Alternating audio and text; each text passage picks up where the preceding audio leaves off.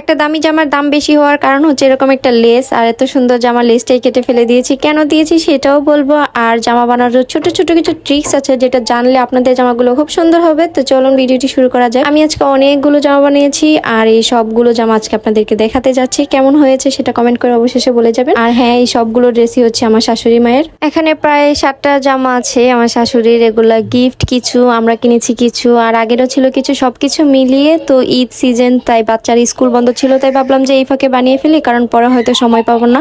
এক একটা জামা এক একভাবে বানিয়েছি, কোনো একটা গুল বা কোনো একটা কামিজ। তো যেটা কাপড় যেরকম ছিল, বেশি কাপড় যেগুলো ছিল এগুলো গুল করে বানিয়েছি, আর যেগুলো কম ছিল ওগুলো কামিজ বানিয়েছি। কামিজ বানালেও নিচের ঘেরটা অনেক বেশি দিয়েছি, কারণ মা বলছিল যে নামাজ পড়ার সময় নাকি হাঁটু ডাকে না, এই জন্য একটু বেশি করে দেওয়ার জন্য। আর এক একটা জামার গলার ডিজাইন এক এক রকম দিয়েছি, আপনারা দেখতেই পাচ্ছেন। আমি একটা একটা করে দেখাচ্ছি। প্রথমে জামা, তারপর সালোয়ার, তারপর ওড়না।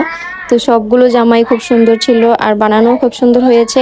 অনেক সময় দেখা যায় সুতি কাপড়ের জামাগুলা মানে বানানোর পর আঁকা বাঁকা হয়ে যায়, একদিকে মানে একটু লং হয়ে থাকে, আরেকদিকে শর্ট। এই সব কিছু হওয়ার কারণ আছে, আমরা যখন টেইলারে জামা দিই তখন কিন্তু নতুন জামাটা ইনটেক এনেই দিয়ে দিই, যেটা করা মোটেও ঠিক না। আমরা জামা বানানোর আগে অবশ্যই এটা পানিতে 1 ঘন্টার মতো ভিজিয়ে রেখে তারপর ধুয়ে তারপর দিব। আর হ্যাঁ, পানি থেকে উঠানোর সময় এটা কখনোই চিপতে যাবে না, তাহলে কিন্তু কুচকে যাবে। পানি থেকে উঠিয়ে কোনো কিছুতে ঝুলিয়ে রাখলে পানিটা ঝরে গেলে তারপর রোদে দিলেই শুকিয়ে যায়। আর এভাবে করলে কাপড় থেকে মারটা চলে যায়, কাপড়ের মানে অরিজিনাল যে শেপটা সেটা চলে আসে। কখনো কখনো দেখা যায় জামা বানানোর পর মাপ সবকিছু ঠিকঠাক দেওয়ার পরও জামা বাসায় আনার পর একবার পরে তারপর ধুয়ে আবার পরার সময় জামাটা ফিটিং হয়ে যায়, লাগে না। আর এই কারণেই কিন্তু এরকম হয়, মারের কারণে। তাই আগে থেকে ধুয়ে দিলে ভালো হয়। আপনারা আপনাদের জামা বাসায় বানান আর টেইলারের কাছে অবশ্যই আগে ধুয়ে নিবেন, তাহলে কিন্তু আপনাদেরই ভালো হবে, জামাটা বানানো খুব সুন্দর হবে। আর আমার মতো যারা বাসায় নিজেরাই টেইলারিং করেন, আপনারা অবশ্যই জামা বানানোর সময় মানে গলা লাগাতে গিয়ে বক্রম ইউজ করবেন, তাহলে গলার ডিজাইনটা খুব সুন্দর হয়। আর আপনার মনের মতো করে যে কোনো ডিজাইনও আপনি করতে পারবেন।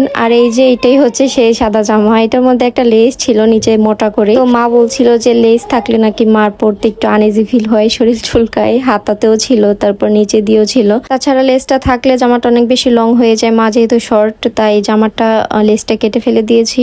আর বিশেষ কারণ ওইটাই ছিল, কারণ মা একটু কাজ করা এমব্রয়ডারি বা পুঁতি এইসব জামা কাপড় পরতে পারে না, মার নাকি শরীর চুলকায়। আর এই জন্য এখানে প্রায় সবগুলো জামাই সুতি, শুধু 2টা জামাতে একটু কাজ করা ছিল, আর এগুলা গিফটের ছিল। আমরা যেগুলো কিনেছি সেগুলো এরকম সুন্দর নরম সুতি কাপড়ের মধ্যে, যেগুলোতে কোনো কাজ নাই, ইজিভাবে পরতে পারে। আর হ্যাঁ, এখানে আমি 3 পিস গুলো এরকম করে ভাঁজ করে দিয়েছি। একটা ওড়নার ভিতর প্যান্ট, তারপর জামা, 2টাই একসাথে রেখেছি। তাহলে এভাবে আলমারিতে রাখলে বের করতে সুবিধা হয় আর খুঁজতেও অসুবিধা হয় না, দেখে দেখে বের করা যায়। আমি সব সময় আমার জামা কাপড় এইভাবে রাখি, এভাবে রাখলে খুব সহজ হয়ে যায়। আশা করছি আজকের ভিডিওটি আপনাদের কিছুটা হলেও উপকারে আসবে। সবাই ভালো থাকবেন, সুস্থ থাকবেন। আসসালামু আলাইকুম।